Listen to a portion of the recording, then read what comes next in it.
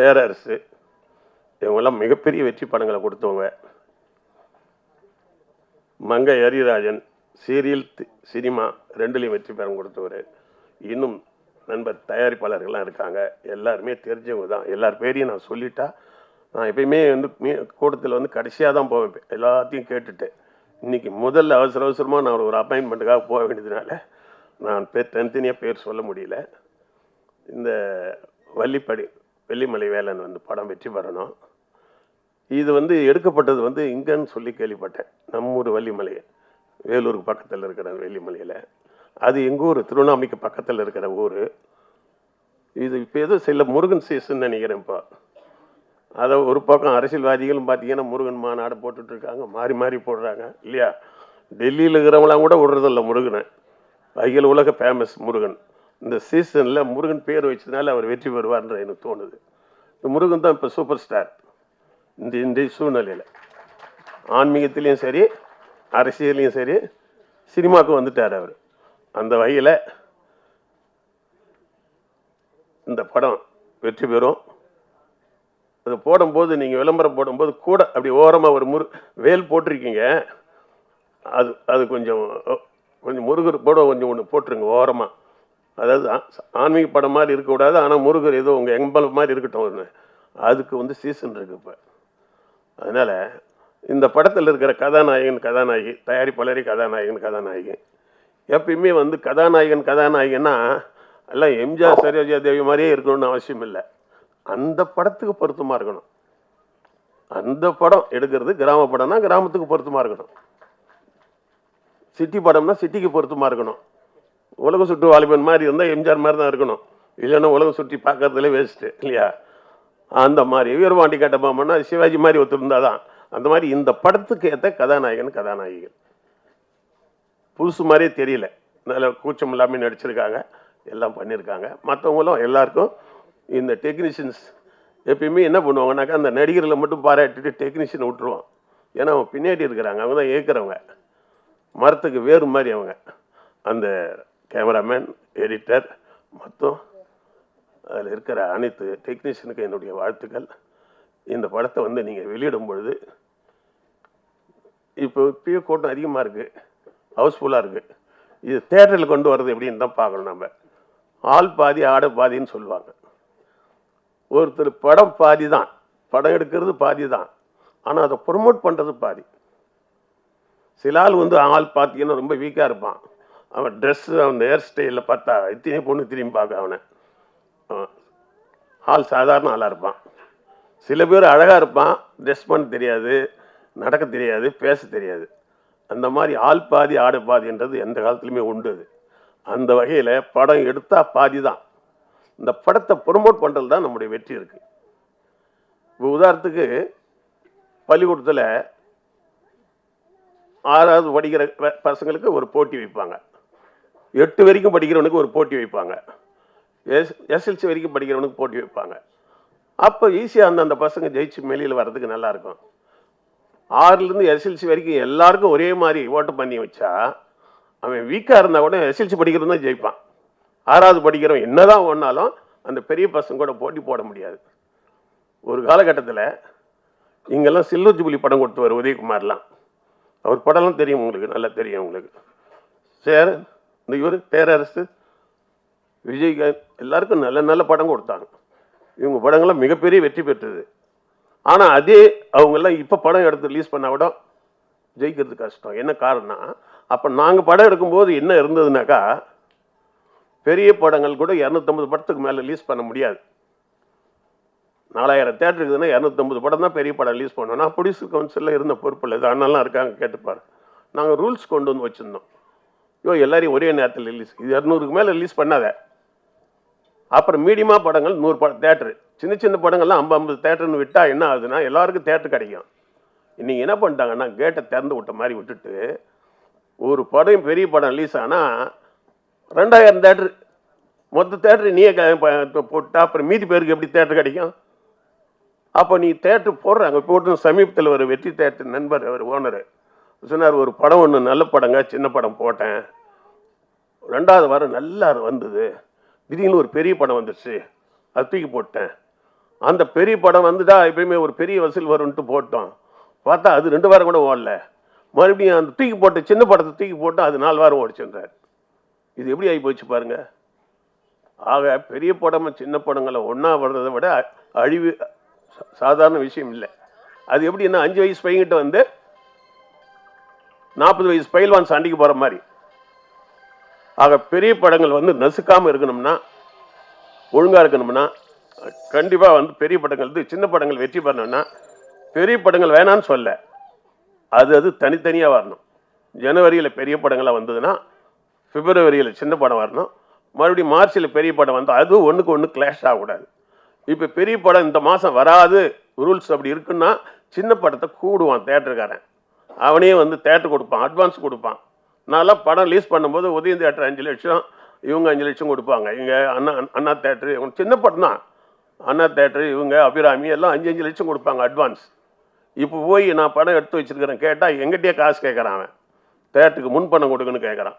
அதே டைரக்டர் தான், அதே இட்டு கொடுத்தவங்க தான். என்ன காரணம்னாக்கா இப்போ கதவை திறக்கிறோம். பெண்களுக்கு வந்து ஒரு பக்கமாக போங்க, ஆண்கள் ஒரு பக்கமாக போங்க, குழந்தைகள் ஒரு பக்கம். பள்ளிக்கூடம் விட்டாங்க என்ன எப்படி கொடுறாங்க ஸ்கூலில் சில்ட்ரன்ஸ் சின்ன பசங்கள்லாம் விட்டுட்ட பிறகு தான் அப்புறம் பெரிய பசங்களுக்கு டோர் திறந்து விடுறாங்க. ஏன்னா ஒன்றா போனால் சின்ன பசங்களை மெரிச்சிடுவாங்க எல்லாரும்.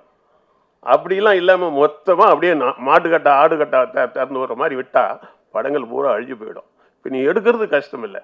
இதை ரிலீஸ் பண்ணும்போது நல்ல தேட்டங்களை பார்த்து ரிலீஸ் பண்ணணும். ரெண்டாவது, இந்த டெக்னீஷியன்ஸுங்களை எல்லாரையும் நான் கேட்டுக்கிறேன். படம் எடுக்கிறது ப்ரொடியூசர் வேலை மட்டும் இல்லை. இந்த படம் நல்லா ஓடணும், எல்லாருக்கும் வாய்ப்பு வரும். நடிகர், நடிகைகள், டெக்னீஷியன்ஸ் எல்லாரும் நீங்கள் இந்த படத்தை ஓட வைக்கிற வரைக்கும் நீங்கள் வேலை செய்யணும். படம் முடிஞ்சது கையை கழுவிட்டு வேலை பார்த்துன்னு போயிடக்கூடாது. ப்ரொடியூசர் அப்புறம் மாட்டிக்குவார். ப்ரொடியூசருக்கு பணம் வந்துச்சுன்னா தான் திரும்ப அடுத்து படம் எடுப்பார். உங்களை எல்லாரையும் மறுபடியும் திருப்பி அந்த டீம் ஜெயிக்க முடியும். அதனால் இந்த டெக்னீஷியன்ஸ் எல்லாம் இந்த படத்தை கொஞ்சம் தேட்டரில் போட்டால் கூட அதை ப்ரொமோட் பண்ணி அழகாக டெவலப் பண்ணி மெயிலில் வெற்றியை கொண்டு வரது தான் இருக்குது. பாதி தான் நீங்கள் ஜெயிச்சிருக்கீங்க படம் எடுத்ததில்.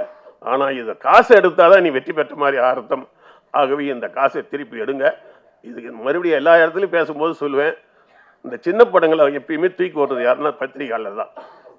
அவங்க பருதா போட்டு தூக்கி விட்டுருவாங்க. ஆனால் அவங்களுக்கு ஒரு பாலிசி இருக்குது. பெரிய ஆளுங்கிட்ட சரி ஏதோ பெரிய பெரிய படம் எடுக்கிறங்கிற 2 கவர் கொடுன்னு வாங்கிக்குவாங்க. சின்ன ஆளுங்கிட்ட அதிகமாக டிமாண்ட் பண்ண மாட்டாங்க, தூக்கி விட்டுருவாங்க அவங்க. ஏன்னா அவங்களுக்கு ஒரு ஐடியா இருக்குல்ல, என்னெல்லாம் சின்ன படங்கள் தான் நிலை சொல்லி சுந்தரராஜன் போன்றவர்கள்லாம் என் படத்தை பற்றி ரொம்ப அதிகமாக சொல்லி கூடுதலாகவே சொல்லிவிடுவார்.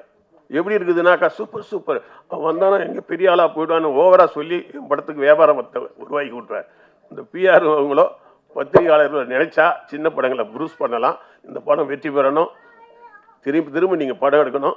இதில் இருக்கிற ஒரு தடவை முதல் போட்டால் திரும்பி அந்த முதல் வந்தால் தான் அடுத்த படம் எடுக்க முடியும். ஒவ்வொரு தடவையும் முதல் போட்டுக்கிட்டுன்னு வச்சுக்கா, போயிடுச்சுன்னா திருப்பி ஊர் பக்கமே போக முடியாது.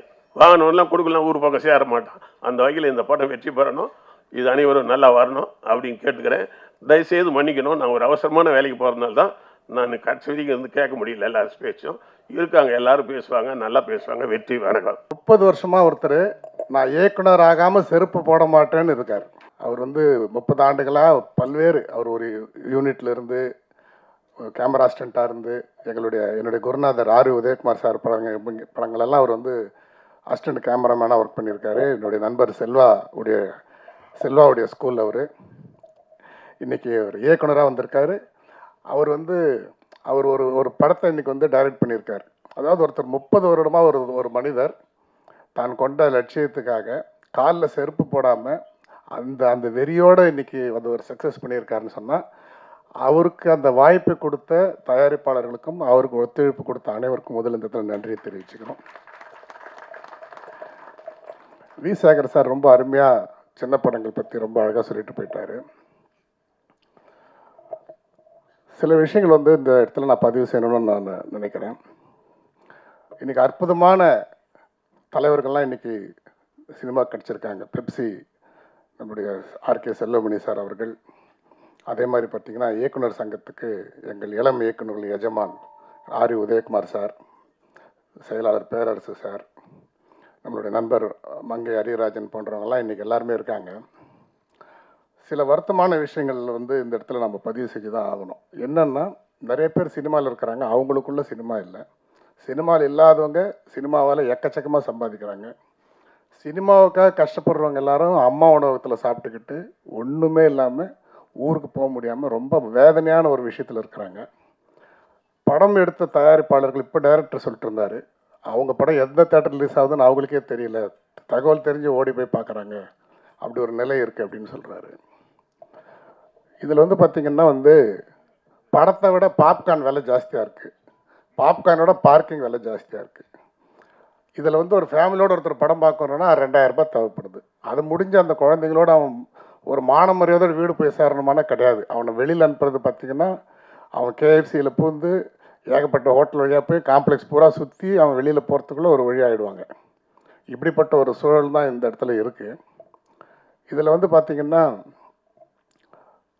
எப்படி சென்சார் ஒரு மக்கள் பார்த்து முடிவு பண்ண ஒரு விஷயத்த ஒரு தனி குழு கூப்பிட்டு எப்படி முடிவு பண்ணுறாங்களோ அதே மாதிரி நிறைய விமர்சனங்களும் பார்த்திங்கன்னா மக்கள் முடிவு பண்ணி ஒரு படத்தை சொல்கிறது வேறு, மக்களை போக விடாமே அதுக்கு முன்னாடி கருத்தை சொல்கிறேன்னு சொல்லிட்டு அதுலேயும் நிறைய பெய்டு ஜேர்னலிசம்னுடைய ரொம்ப அவங்களுடைய ஆக்கிரமிப்பு ஜாஸ்தி ஆகிட்டு நிறைய படங்களை பார்க்குறதுக்கு, ஏன்னா இவங்க என்ன பண்ணிடுறாங்கன்னா இவ்வளோ எக்ஸ்பென்ஸுங்கிறதுனால பார்க்கலாமா வேணாமான்னு முடிவு பண்ணிட்டு போகிற ஒரு சூழல் கொண்டாந்து வச்சிடுறாங்க. அப்படி போகிறதுக்கு காரணம் அவ்வளோ எக்ஸ்பென்ஸ் ஆகிறது தான் காரணம். அதனால் செலக்ட் பண்ணி போகலாம், பெரிய ஹீரோஸ் படம் தான் போயே ஆகணும், மற்றதெல்லாம் பார்த்துட்டு போகலாம். வி சேகர் சொன்ன மாதிரி ஒரு படம் சின்ன படம் அது நல்ல படம் அருமையான படம்ன்ற டாக்கு ஜனங்களுக்கு அவங்க போகும்போது பார்த்தா தேட்டரில் இருக்கிறது கிடையாது. இன்றைக்கி சினிமாவுக்கு சம்மந்தம் இல்லாதவங்களாம் சினிமாவால் சம்பாதிச்சிக்கிட்டு இருக்காங்க. உதாரணத்துக்கு பார்த்திங்கன்னா புக் மை ஷோ, ஒரு ரயில்வேல பார்த்திங்கன்னா ஒரு கூப்பனில் 5 டிக்கெட் புக் பண்ணலாம். 5 டிக்கெட்டுக்கான ரிசர்வேஷன் சார்ஜஸ் பார்த்திங்கன்னா வெறும் 10 ரூபாய் தான் சர்வீஸ் சார்ஜ் இருக்கும். ஆனால் புக் மை ஷோவில் ஒரு குடும்பத்தில் 10 பேர் படம் பார்க்குறாங்கன்னா 10 பேரும் 30 ரூபா தரணும். இது எவ்வளோ ஒரு கொடுமையான ஒரு விஷயம். நம்ம ஒரு 200 கொடுத்து ஒரு படத்துக்கு போகிறோன்னு சொன்னால் அதில் ப்ரொடியூசருக்கு போகிற காசு எவ்வளோ?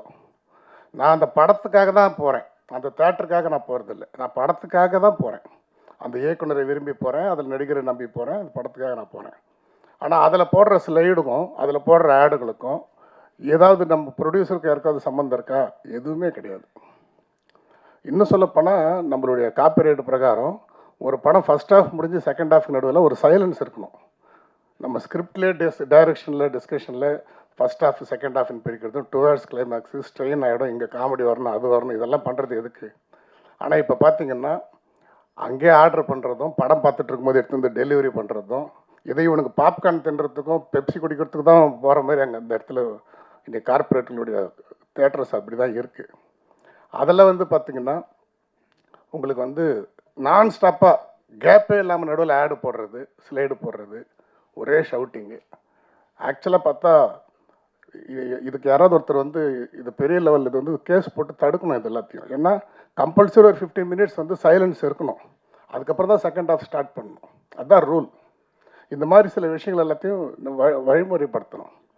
சம்மந்தம் இல்லாத ஒரு டெக்னாலஜி இருக்கிறவங்க சம்பாதிக்கிறதும் புக் மை ஷோல் இருக்கிறவங்க சம்பாதிக்கிறதும் அவ்வளோ எதுக்கு? ஃபிலிம் ஃபெஸ்டிவல் திரைப்படம் சம்மந்தப்பட்டவங்க தான் எடுத்து நடத்தணும். கவர்மெண்ட் 80 lakhs கொடுக்குறாங்க. ஒரு இண்டோ ஃபிலிம் அப்ரிசியேஷன் ஃபவுண்டேஷன் சொல்லி ஒரு ஃபிலிம் லவ்வர்ஸ் ஆரம்பித்த ஒரு சாதாரண அமைப்பு.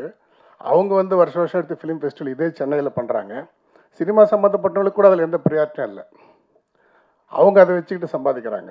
அதுக்கு கவர்மெண்ட் 80 lakhs கொடுக்குது. அப்போது எதுவுமே சினிமாவில் இருக்கிறவங்களுக்கும் சினிமாவில் கஷ்டப்படுறவங்களுக்கும் எதுவுமே கிடைக்கிறது கிடையாது. அது படம் எடுக்கிறவங்களாக இருந்தாலும் சரி, எதில் இருந்தாலுமே சரி.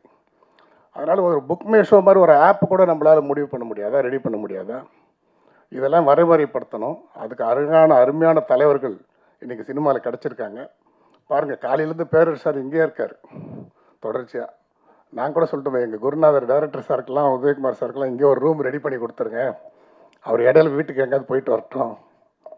நிறைய படங்களுக்கு எந்த நடிகர்களை அவங்கள ப்ரமோட் பண்ணுறதுக்காக தாலியை விற்று நகையை அடமானம் வச்சு ஒரு தயாரிப்பாளர் படம் பண்ணி எல்லாம் செய்கிறாங்களோ அவங்களே அவங்க படம் ப்ரமோஷனுக்கு வர்றது கிடையாது, நிறைய பேர் வர்றது கிடையாது.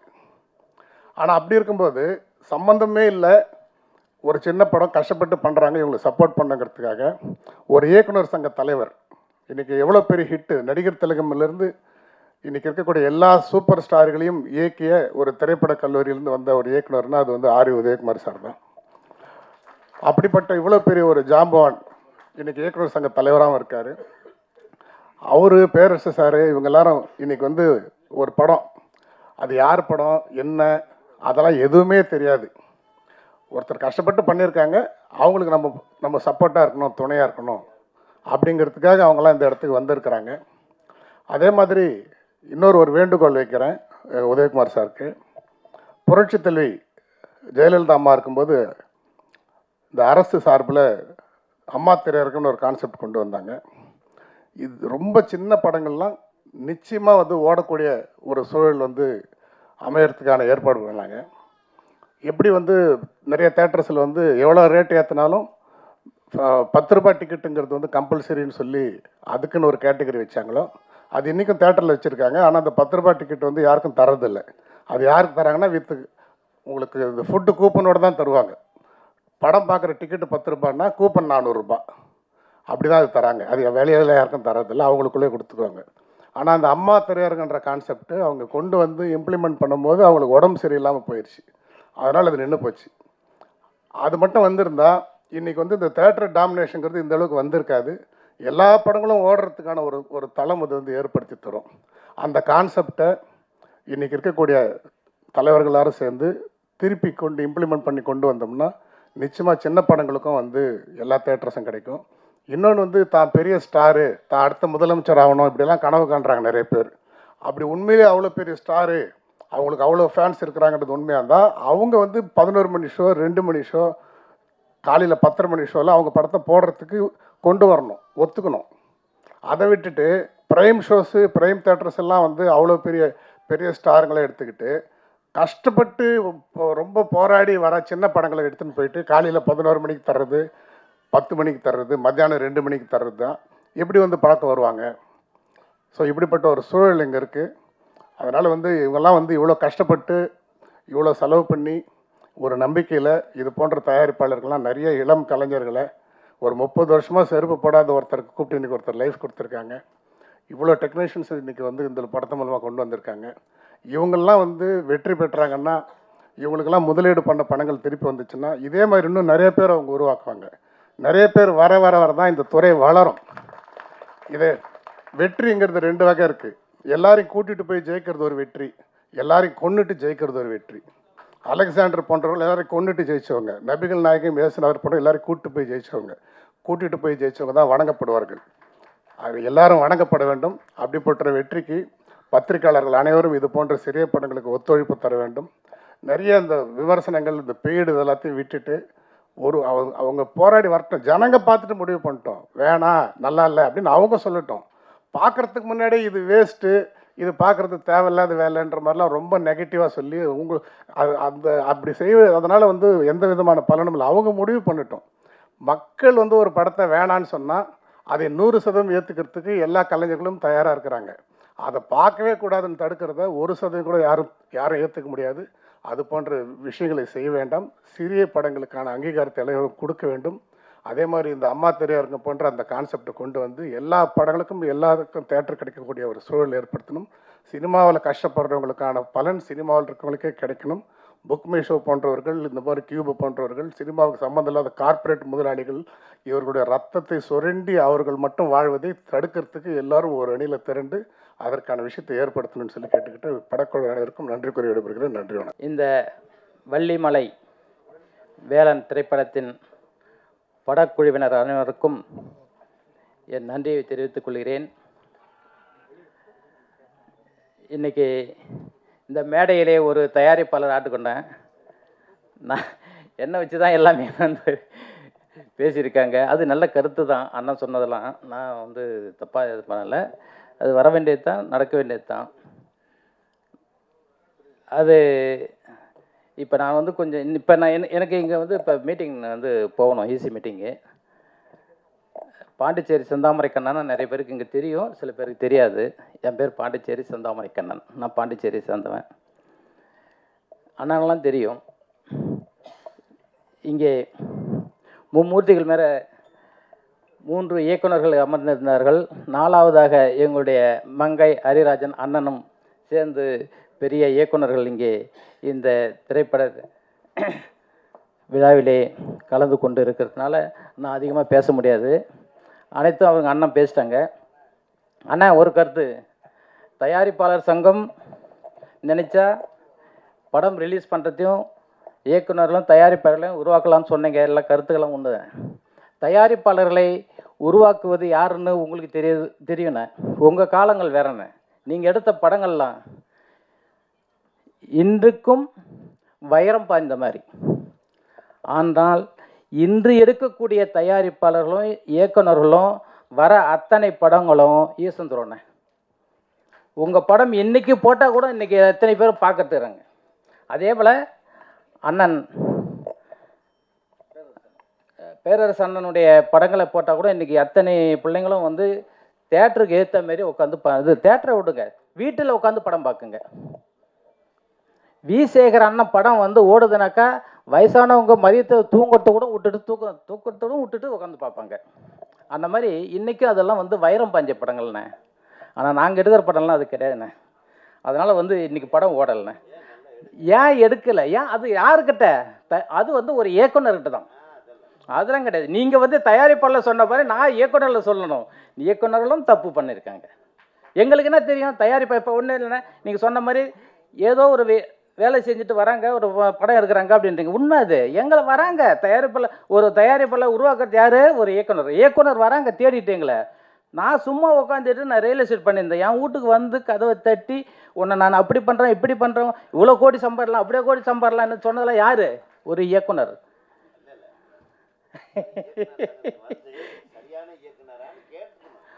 அதே அண்ணா இப்போ நீங்கள் சொன்ன மாதிரி இயக்குனர்கள் சங்கத்தில் இல்லாதவங்க தான் இன்னைக்கு வெளியே சுற்றுறாங்க.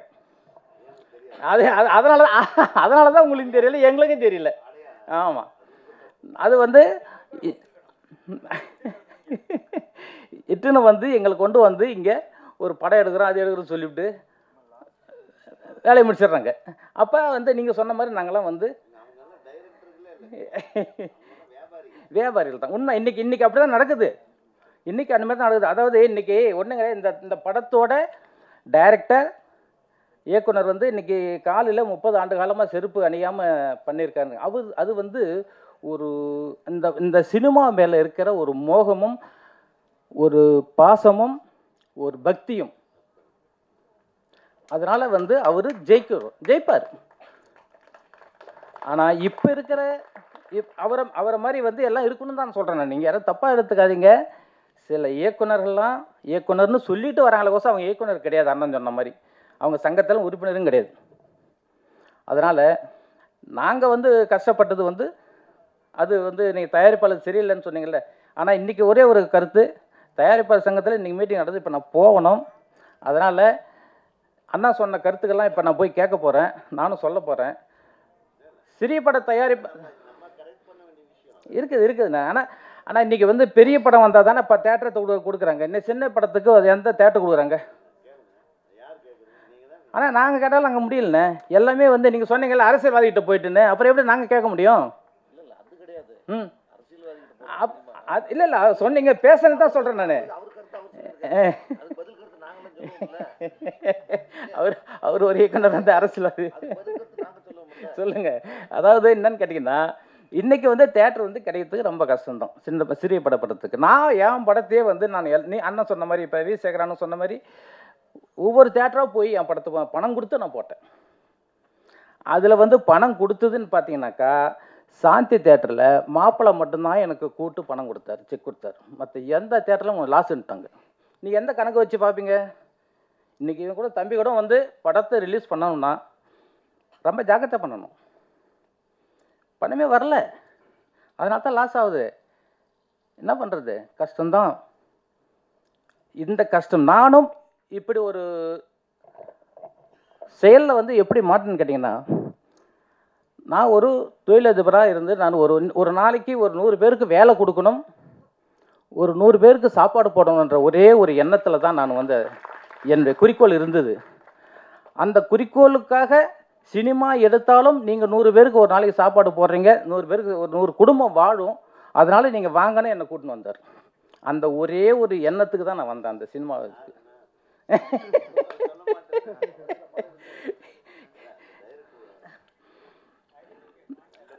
இட்டுன்னு வந்து படத்தை என்னை இட்டுன்னு வந்து ஆசைகளை காட்டி இந்த சினிமாவில் விட்டு, சினிமா கொண்டு வந்து தயாரிப்பாளர்னு நான் என்ன சொல்லி தயாரிப்பாளர் சங்கத்தில் போய் லெட்டர் வாங்கிக்கணும், அவன் பேரில் படம் எடுக்க போட்டான், இது சென்சார் வாங்க போட்டான். அதான் டைரக்டரு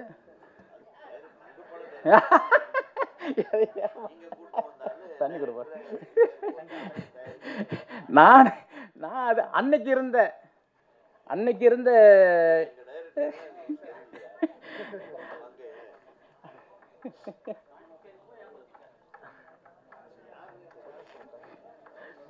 அன்னை ஆமாம், அதான் உண்மை. இல்லை அவர் ஒன்றும் பண்ணிருக்க முடியாது.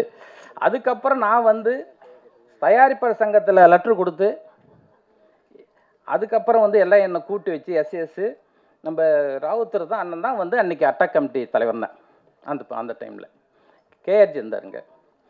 அவங்கெல்லாம் கூட்டு ஒரு 25 தயாரிப்பாளர்கள் உட்காந்து அன்னைக்கு நடந்ததை கேட்டுட்டு, அதுதானா தயாரிப்பாளர் சங்கம்.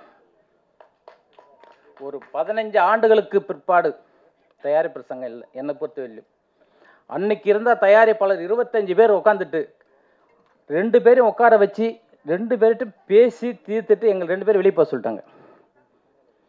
அதுக்கப்புறம் ஒரு தடவை கூட்டாங்க, கருத்துக்களை கேட்டாங்க, மறுபடியும் 2 பேரும் கூட்டாங்க.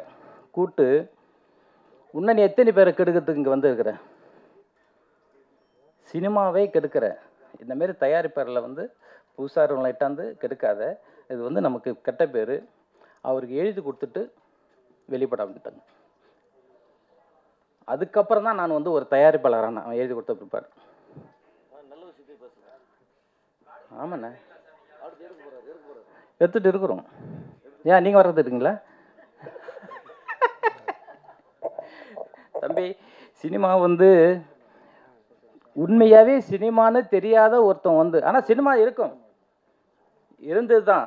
சினிமா கற்றுக்கிட்டு தான் நானுங்களாம் இப்போ தம்பி ஏதோ ஒரு பள்ளிக்கூடத்தில் கூட நீ ஒரு நாடகத்தில் நடிச்சிருப்பேன்னு பார்த்துக்கிறேன். அதனால தான் நீ இந்த சினிமாவுக்கு வந்திருக்கிற ஆர்வம். இல்லைன்னா சினிமாவுக்கு வர முடியாது. நாங்களாம் சின்ன வயசில் கூத்தாடிட்டு ட்ராமா ஆடிட்டு அந்த ஈர்ப்பு தான் என்னை சினிமாவில் கொண்டாந்து விட்டுது. இன்றைக்கி அந்த சினிமாவில் ஒரு தயாரிப்பாளர் சங்கத்தில் ஒரு செயற்குழு உறுப்பினராக இந்த சினிமா தான் வளர்க்குது. இந்த சினிமா தான் உங்களையும் வளர்க்குது. இந்த சினிமா தான் அனைத்து பேரும் வளர்த்துது. சினிமா தான் எல்லாரையும் வளர்க்கும். இத்துடன் என்னுடைய உரையை முடித்துக்கூட நீங்களும் உங்கள் டைம் ஆகி போச்சு. எனக்கு மணியத்து அண்ணா இன்னொரு நாளைக்கு பேசுவோம். வள்ளிமலை வேலன் திரைப்பட ஆடியோ ரிலீஸ் மற்றும் ட்ரெய்லர் வெளியீட்டு விழாவுக்கு வந்திருக்கும் அனைவருக்கும் எனது வாழ்த்துக்கள்.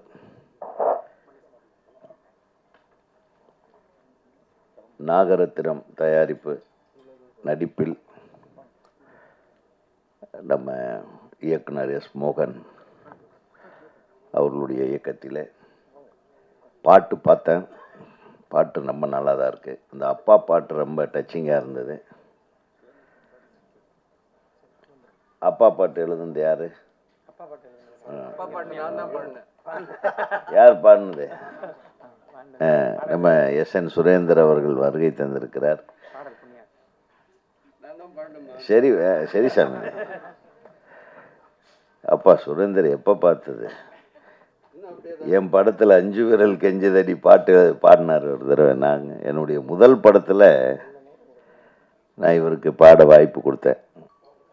அப்போ தெரியாது இவரு தான் விஜய்க்கு மாமான்னு எல்லாம் தெரியாது. ஆமாம், அதுக்கு நன்றி தெரிவிக்கிற விதமாக என்னுடைய ரிசப்ஷனில் இவர் பாட்டு கச்சேரி பண்ணி கொடுத்தாரு, காசு வாங்காமல். அதுதான் உண்மை. அப்படி நண்பர்கள் நாங்கள். ஸோ பார்த்தீங்களா, சினிமா எவ்வளோ அழகான லிங்க்குகள் இருக்குது பாருங்கள். இது அழகான உறவுகள் இருக்குது. அதனால் போகிற போக்கில் எல்லாம் பண்ணுங்கன்னு சொல்லிட்டு போகிறதில்ல, பண்ணுறதுக்கு வழியே சொல்லணும். அந்த இதுக்கு முன்னாடி பேசிட்டு போனார் என் அன்பு சகோதரர், குடும்ப படங்களை தயாரித்து இயக்குவதில் பெயர் போன திரு வி. சேகர் அவர்கள் சொன்னார். அவர் படம் பண்ணுறப்போ இருந்த சூழ்நிலை, இப்போ படம் பண்ணுறப்போ இருக்கிற சூழ்நிலை, அப்போ படம் வெளியாகிறதுல இருந்த சூழ்நிலை, இப்போ இருக்கிற சூழ்நிலை, இது காலங்காலமாக மாறிக்கிட்டே இருக்கும். ஆனால் இப்போ ரொம்ப மோசமாக மாறி இருக்கு. அதான் மேட்ரு. எல்லோரும் இதெல்லாம் நீங்கள் கரெக்ட் பண்ணணுன்னு அவர் சொல்லிட்டு போயிட்டார். அதே மாதிரி பத்திரிகையாளர் சங்க தலைவர் திரு சுபாஷ் அவர்கள், அவர் இப்படியெல்லாம் இருக்குது, பாப்கார்னுக்கு தான் மெயின் என்ட்ரன்ஸே, பாப்கார்னு கடையில் மேலேயே தான் கூப்பிட்டு போகிறானுங்க, அப்புறம் வரும்போது திருப்பி ஹோட்டல் வழியாக கூப்பிட்டு வரானுங்க, எல்லாம் காட்டுவாங்கப்பா, நம்ம அதுக்கெல்லாம் மயங்கக்கூடாது. அப்புறம் இந்த சினிமாவை சினிமா சம்மந்தப்பட்ட ஆள்கள் எதுவுமே அனுபவிக்கிறது இல்லை. சினிமாவுக்கு சம்மந்தம் இல்லாமல் இதெல்லாம் யார் பண்ண வேலை? இதெல்லாம் கவர்மெண்ட் பண்ண வேலைங்க. கவர்மெண்ட்டு தான் இதுக்கு துணை நின்று இது எப்படி கரெக்ட் பண்ணணும்னு செய்யணும், எந்த கவர்மெண்ட்டாக இருந்தாலும். சினிமாக்காரனுடைய வியாபாரத்தை சினிமாக்காரன் பார்க்கணும். அரசியல்வாதி சினிமா வியாபாரம் பார்த்தா சரியாது. அது இப்படி தான் இருக்கும். அதையே ஓப்பனாக சொல்ல மாட்டேன்றீங்க. சினிமாக்காரன் அந்த காலத்தில் நம்ம திரைப்படங்கள், ஒரு இயக்குனர், உதவி இயக்குனர்கள் உட்காந்து கதை பண்ணுவோம். தயாரிப்பாளர் கதை ரெடிங்களா, அவுட்லைனு ஹீரோ கிட்ட சொல்லிட்டீங்களா? ஹீரோ அவ்வளோ சீக்கிரம் கதையெல்லாம் ஓகே பண்ண மாட்டாங்க. அப்புறம் ப்ரொடியூசர் கேட்பார். இப்போல்லாம் எல்லாருமே கேட்பாங்க. அப்புறம் சில ப்ரொடியூசர்கள் எதுக்கும் ஒரு வார்த்தை, நம்ம டிஸ்ட்ரிபியூட்டர்கிட்ட ஒரு தடவை ஒரு நாள் சொல்கிறீங்களாம்பார். அந்த டிஸ்ட்ரிபியூட்டர்களுக்கு கூட அந்த கதை ஞானம் இருக்குது. ஆக மொத்தம் எல்லாரும் ஒரு குடும்பமாக இருந்து உருவாக்கின கதைகள் மட்டும்தான் இன்றளவுக்கும் பேசப்படுகிறது. இன்றைக்கி உதயகுமாருக்கு ஒரு பேர் இருக்குது, அல்லது உதயகுமார் இந்த மாதிரி வெற்றி படங்களை கொடுத்தவர், வி. சேகர் வெற்றி படங்களை கொடுத்தவர், பேரரசு அவர்கள் வெற்றி படங்களை கொடுத்தவர் அப்படின்னு ஏன் சொல்கிறாங்கன்னா, அந்த படத்தை எடுத்தவன் மட்டும் லாபம் இல்லை, நடிகருக்கு லாபம், டைரக்டருக்கு லாபம், தயாரிப்பாளருக்கு லாபம், டிஸ்ட்ரிபியூட்டருக்கு லாபம், தியேட்டரில் போட்டவனுக்கு லாபம், பார்த்தவனுக்கு மனதளவுக்கு சந்தோஷப்பட்டது ஒரு மிகப்பெரிய லாபம். இத்தனை பேர் லாபம் சம்பாதிச்சதுனால தான் அந்த படத்தை எடுத்த இயக்குனரோ, அந்த படத்தை தயாரித்த தயாரிப்பாளரோ, அந்த படத்தில் பணியாற்றிய கலைஞர்களுக்கோ, தொழில்நுட்ப கலைஞர்களுக்கோ இன்றளவுக்கும் பேர் இருக்கிறது. இப்போ இது எப்படி ஈக்குவலாக டிஸ்ட்ரிபியூட் ஆச்சு?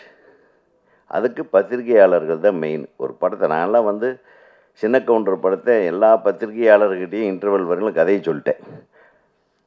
எங்கே கூப்பிட்டு பொள்ளாச்சியில் ஒரு ரூம் போட்டு எல்லாத்துக்கும் ஒரு 40 பேர் இருப்பாங்களா? எப்படி நம்ம 20 பாருங்க கணக்காக சொல்கிறாங்க. அத்தனை பேர்த்துக்கு கதை தெரியும். இன்றைக்கி எந்த டைரக்டராவது ஓப்பனாக கதையை எவனாச்சுக்கிட்ட சொல்ல முடியுமா? சொல்லுங்கள். அது யாருக்கிட்ட சொல்லியிருக்கேன்? என்னுடைய பத்திரிகை நண்பர்களை பற்றி எவ்வளவு கண்ணியமானவர்களாக இருந்தோம். அப்போ இன்னைக்கு இல்லையா? இன்னைக்கு ஒரு சிலர் கண்ணியமாக இல்லை. அதனால் மற்றவங்க கண்ணியமாக இருக்கிறதா இருக்கக்கூடாதான்னு தெரியாத கன்ஃபியூஷனில் இருக்காங்க. சினிமா எங்கே சரி செய்யப்பட வேண்டுமோ, ஒரு சினிமாவுக்கு அந்த காலத்தில் சொல்லுவாங்க, இந்த பராசக்தியே எடுத்துக்கங்க, ஒரு 10-15 நாள் ஷூட் பண்ணிட்டு இந்த படமெல்லாம் வேண்டாம் அப்படின்னு ஏவி மேயப் செட்டியார் சொல்லிட்டார். சிவாஜி வேண்டாம், இந்த மாதிரி இந்த படத்தை அப்படியே தூக்கி போடுங்க.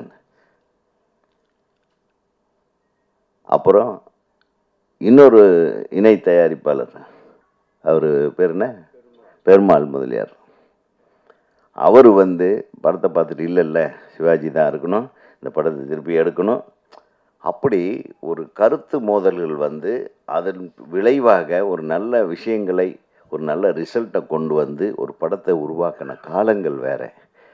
இன்னைக்கு தயாரிப்பாளருக்கு என்ன அவங்க படம் எடுக்கிறாங்கன்னு அவங்களுக்கே தெரியல. பெரிய படங்கள் எடுக்கிற தயாரிப்பாளர்கள் அப்படி தெரிஞ்சுக்கணும்னு ஆசைப்பட்டாங்கன்னா அவங்க படம் பண்ண முடியாது. புரியுதா? இப்போ யாருக்கு தெரியும்? ஆண்டவனுக்கு தான் தெரியும். சரி, அப்படி இல்லை. சின்ன படங்கள் அவன் வந்து அந்த தொப்புள் கொடியிலிருந்து அப்படியே போட்டு வளர்த்து எடுத்து அது எப்படியாவது ஒரு கதை பண்ணணும், இப்படி ஒரு கதை பண்ணோன்னு அவன் தவம் இருந்து கொண்டாந்து அது ஒரு நல்ல படத்தை ஒரு நல்ல தயாரிப்பாளர் கிடச்சி பல கஷ்டங்களுக்கு நடுவில் ஒரு படத்தை தயாரித்து முடித்தவனுக்கு தேட்டர் கிடைக்கிறதில்ல.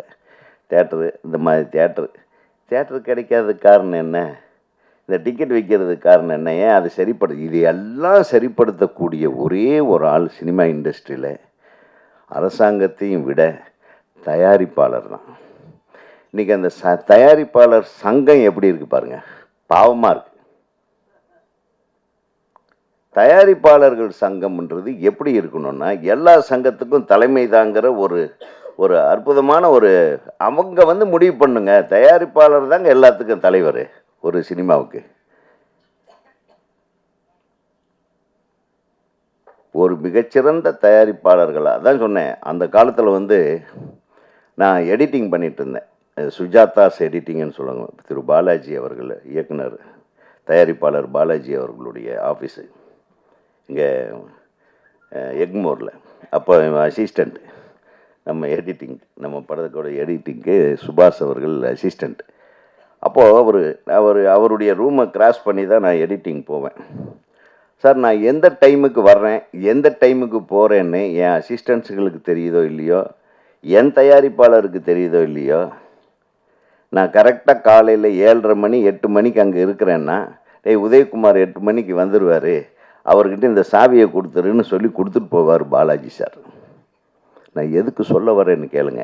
ஒரு நாள், சார் என்ன சார் இப்படி, நான் 8 மணிக்கு சரியாக வருவேன்னு உங்களுக்கு எப்படி சார் தெரியும்? நீ உழைப்பாளி, நீ உன் படத்துக்காக எப்படி உழைக்கிறேன்றது எனக்கு தெரியும். நான் உங்கள் ப்ரொடியூசருக்கே ஃபோன் பண்ணி சொன்னேன், அவர் 8 மணிக்கு இங்கே தான் இருப்பார், நீங்கள் வாங்க அப்படின்னு சொன்னேன் அப்படின்னு சொல்லுவார். அப்போது அவர்கிட்ட நெருக்கமாக உட்காந்து பேசும்போது தான் தெரிஞ்சுக்கிட்டேன். அவர் ஆஃபீஸில் உட்காந்துருப்பார், அவருடைய படப்பிடிப்பு எங்கேயோ நடந்துகிட்ருக்கும். சிவாஜி, ஜெயலலிதம்மா இவங்கெல்லாம் நடிச்சிட்ருப்பாங்க. ஒரு இயக்குனர் வந்து இயக்கிட்டுருப்பார். அந்த படம் காலையில் 11 மணிக்கு என்ன காட்சி எடுக்கிறாங்கன்னு அவர் இந்த ரூமில் இருந்து சொல்லுவார். எந்த ஷாட் எடுத்துகிட்டு இருப்பாங்க, 11 மணிக்கு அந்த சீன் ஆரம்பிச்சிருவாங்க, 2 மணிக்கு இந்த சீனு, கரெக்டாக 5 மணிக்கு என்னப்பா ஷூட்டிங் முடிஞ்சிடுச்சான்னு இங்கேருந்து ஃபோன் பண்ணுவார். ஊட்டியில் இருந்தாலும் சரி, கொடைக்கானலில் இருந்தாலும் சரி. எப்படி நான் கரெக்டாக சொல்கிறீங்க? இல்லை, எனக்கு டைரக்டரை பற்றி தெரியும். அவர் கரெக்டாக அந்த டைமில் எடுத்து அந்த டைமில் எத்தனை ஷாட் எடுக்கிறாருன்றது முதல்ல எழுதி கொடுத்துட்டு போகிற டைரக்டர்களும் அதை தெரிந்து கொண்டிருக்கிற தயாரிப்பாளர்களும் இந்த இண்டஸ்ட்ரி. இன்றைக்கி எத்தனை தயாரிப்பாளர்களுக்கு சினிமான்னா என்னன்னே தெரியாத தயாரிப்பாளர்கள் நிறைய பேர் இருக்காங்க. இங்கே வந்து மாட்டிக்கிட்டு தெரிஞ்சுக்கணும். இவங்கனால தான் எதுக்கு நம்ம கியூபுக்கு இவ்வளோ காசு கட்டுறோம். கியூபுன்னா என்னன்னே தெரியாத தயாரிப்பாளர்கள் தான் இங்கே இருக்காங்க. ஸோ நீங்கள் பேசுகிறீங்க தம்பி, இது இந்த மேடையில் பேசுகிறீங்க. நேராக தயாரிப்பாளர் சங்கத்துக்கு போயிட்டு அவங்கள எல்லாத்தையும் ஒரு மீட்டிங் போட்டு பாரு. அது ஈசி மெம்பர் இருக்கிறப்ப ஈசி மீட்டிங் நடக்க போகுது. இன்னும் கொஞ்சம் ஒரு பேப்பரில் கூட எழுதி கொடுத்துரு என்னென்ன பேசணும்னு. ஸோ சினிமா காப்பாற்றப்பட வேண்டும். நான் என்ன சொல்ல வரேன்னா, நானும் ஈசி மெம்பராக இருந்தேன். ஒரு 10-15 ஒரு 5 தடவை 4 தடவையோ இருந்தேன். 5ஆவது தடவை இருந்தால் தான் திருப்பி என்னை நிற்க முடியும், இல்லைன்னா நிற்க முடியாதுன்னு சொல்லி என்னை விரட்டி அடிச்சாங்க. நான் ஒருத்தன் தான் கொஞ்சம் குரல் கொடுத்துட்டு இருந்தேன், அதையும் கெடுத்துவிட்டாங்க. நீ கேட்குறிய இந்த கேள்விகள்லாம் நான் கேட்டது. ஒரு புக் மை ஷோவை ஒரு தயாரிப்பாளர் சங்கத்தில் ஒரு சர்வரை வச்சு நம்ம பண்ண முடியாதா? நம்மக்கிட்ட காசு இருந்தால் இயக்குனர் சங்கம் பண்ண முடியும். ஆனால் அதுக்குள்ளே ஒரு சின்ன வியாபாரம் இருக்குது. அந்த புக் மை ஷோவில் விற்கிற டிக்கெட்டில் வர்ற வருமானம், ஒரு டிக்கெட்டுக்கு 30 ரூபாய்னு வாங்குறாங்கன்னு சொல்கிறீங்களே, அந்த 30 ரூபாயில் யார் யாருக்கு கமிஷன் போகுதுன்னு ஒரு கணக்கு இருக்குது. அதெல்லாம் ஓப்பனாக சொல்லக்கூடாது, அசிங்கம். நம்ம மூஞ்சியில் நம்மளே சேர வாங்கி பூசுகிற மாதிரி ஆகிடும். ஸோ இதெல்லாம் நிறைய விஷயங்கள், தீர்க்கப்படாத விஷயங்களை தீர்த்து வைப்பதை விட்டு தேவையில்லாத விஷயங்களை கிளறிக்கொண்டு நமது தயாரிப்பாளர் சங்கம் வந்து இந்த மாதிரி கொஞ்சம் சரியில்லாமல், நீங்கள் செயல்பாடு சரியாக இருந்திருந்தால் நாங்கள்லாம் ஜாலியாக இருப்போம். டைரக்டருக்கு வேலையை நான் ஒரு படம் பண்ணேன், கிழக்கு வாசல்னு ஒரு படம்.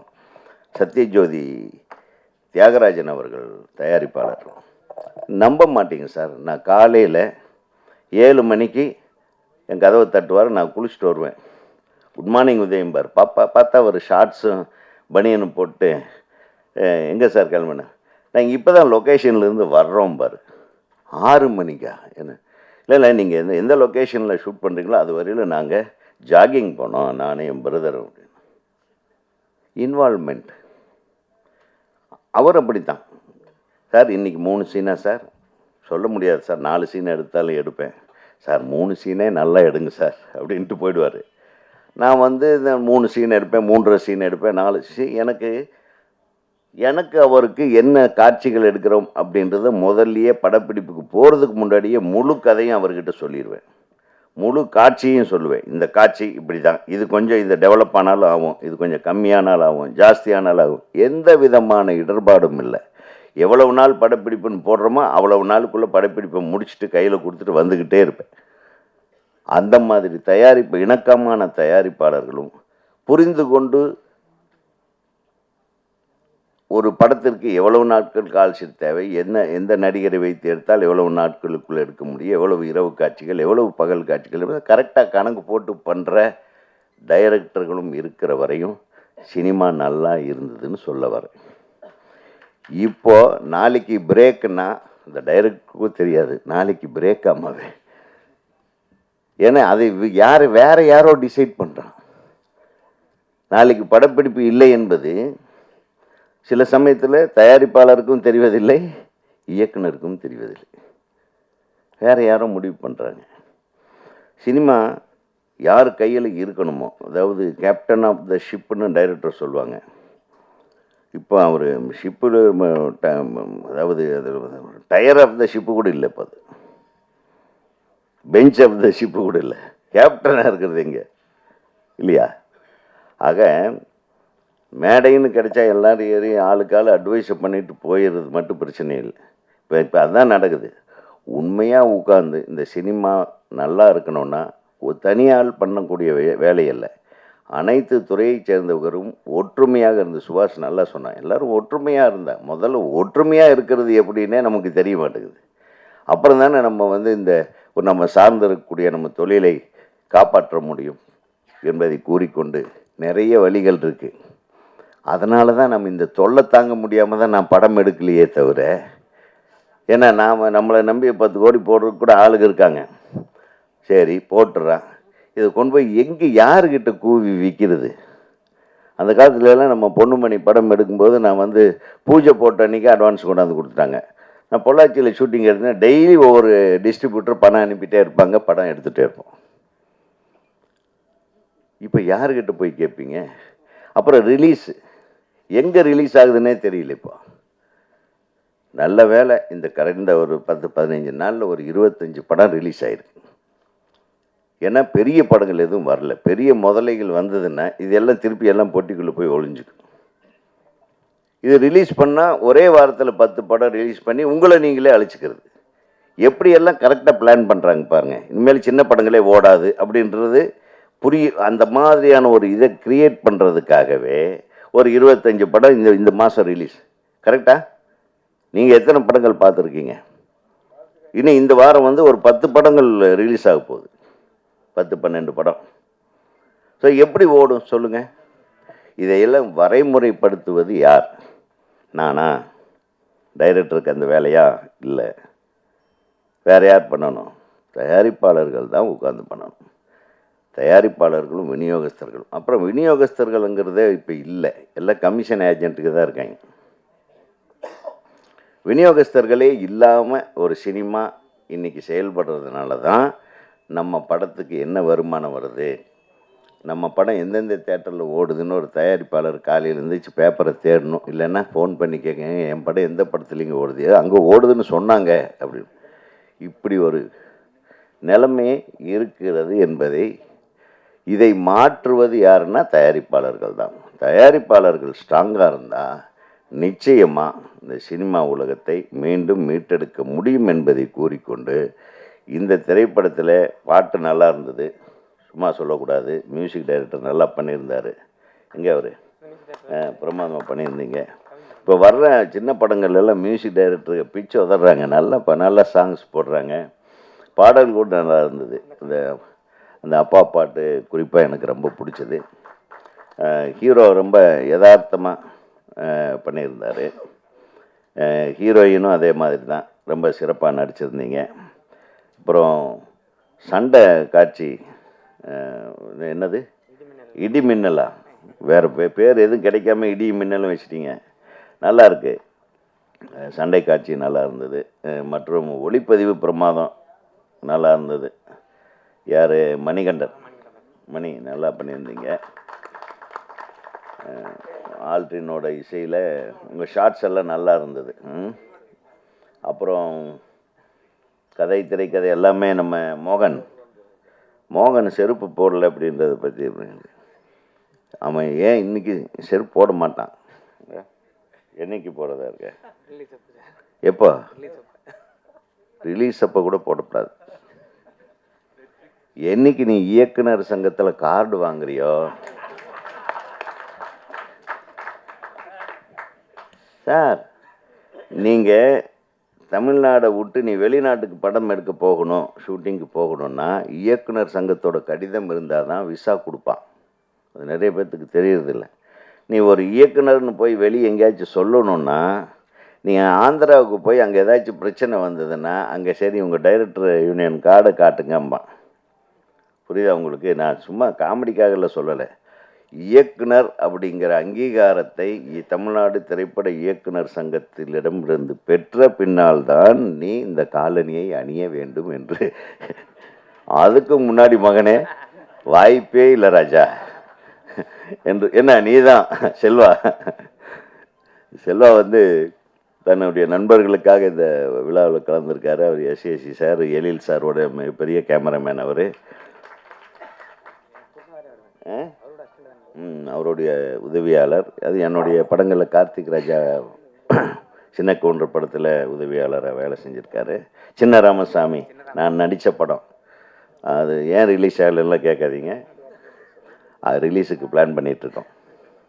ஏன் சுபாஷ்? ஆக அனைவரும் சேர்ந்து ஒரு அழகான வள்ளிமலை வேலன் படத்தை கொண்டாந்துருக்காங்க. அழகாக இருக்குது டைட்டிலு. விசேகர் சொன்ன மாதிரி இப்போது முருகன் சீசன் தான். கந்தனுக்கு அரோகரா, வேலனுக்கு அரோகரா என்று கூறி இந்த படம் மிகப்பெரிய வெற்றி படமாக அமைய எல்லாம் வல்ல இறைவன் உங்களுக்கு அருள் புரிய வேண்டும் என்று கூறி விடைபெறுகிறேன். நன்றி, வணக்கம். இது ஒரு கிராமிய சப்ஜெக்ட். இதில் ஒரு 2 சாங்ஸ் நான் கம்போஸ் பண்ணியிருக்கு. ஒன்று மாண்டேஜி, ஒன்று அப்பா சென்டிமெண்ட்டு. ஸோ இந்த சாங் வந்து கதை, அந்த கதைக்கு இன்வால்மெண்ட்டோடு இருக்கும். இந்த சாங் பண்ணும்போது ரொம்ப கஷ்டப்பட்டேன். இப்போ இருக்கிற சிந்து, இந்த வெஸ்டர்ன் மியூசிக்கு இதெல்லாம் இருக்கும்போது இந்த கிராமிய இந்த ஃபோக் டைப்பில் பண்ணும்போது அந்த அரேஞ்ச்மெண்ட்ஸு இன்ஸ்ட்ருமெண்ட்ஸ் எல்லாமே கொஞ்சம் அரேஞ்ச்மெண்ட்ஸ் ரொம்ப கஷ்டப்பட்டேன். அதுக்கு நான் இளையராஜா சாரோட ஒரு சில சாங்ஸ் எல்லாம் கேட்டுட்டு பண்ண சாங்ஸ் தான் இது. ஸோ இது ப்ரொடியூசர் சார் நாரத்னம் சாருக்கு ரொம்ப நன்றி சொல்லணும். மோகன் சார், டைரக்டர் சார் மோகன் சாருக்கு. அப்புறமா சுரேந்தர் சார் ஒரு சாங் பாடியிருக்காரு, அப்பா சென்டிமெண்ட்டு. சார் ரொம்ப நன்றி சார் உங்கள் கூட ஒர்க் பண்ணுறதுக்கு. Sir thank you to all. Sir பெரியவங்களுக்கு எல்லாருக்கும் வணக்கம் சார். நாங்கள் 2 பேருமா ஃபஸ்ட்டு மேடையில் உட்காந்துருக்கிறது என்னோடய லைஃப் டைமில் இது ஃபஸ்ட் டைம் நினைக்கிறேன். அண்ணன் சுரேந்தர் கொஞ்சம் எமோஷனல். ஓகே, வள்ளிமலை வேலன் இந்த டைட்டில் வந்து மிஸ்டர் நாகரத்னம் கொண்டு வரும்போது அந்த நேரம் தான் வந்து முருகனை பற்றி எல்லா வேலைகளும் நடக்க ஆரம்பிச்சது. அந்த நேரத்தில் ஒரு டைட்டில் கொண்டு வரும்போது நான் சொன்னேன், ஒரு வித்தியாசமான டைட்டில் கொடுக்குறீங்க, ரொம்ப பேசப்படுற ஒரு டைட்டிலாக மாறும் இது. இருந்தாலும் இதில் நீங்கள் படம் பண்ணுறது வந்து அதுக்கேற்ற மாதிரி ஒரு கதை பண்ணிங்கன்னா உண்மையாக நல்லாயிருக்கும் அப்படின்ற மாதிரி அவர்கிட்ட பேசினேன். அவர் ஜஸ்ட் ஒரு 3-4 மினிட்ஸ் அந்த கதையோட ஒரிஜினல் சொன்னார்.